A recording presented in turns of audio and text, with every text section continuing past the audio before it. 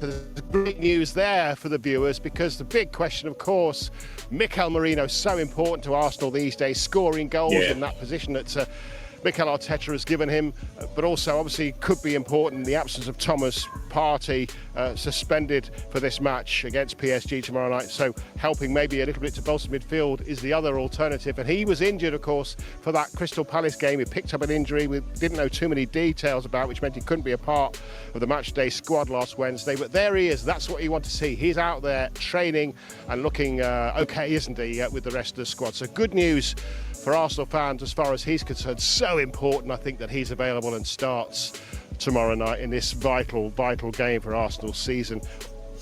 All right, so for context, so Sky Sports brought up this breaking news that Ben White is back to training. Mikel Merino is also back to training, but from the reports, no Jorginho, no Calafiori for now. Yeah.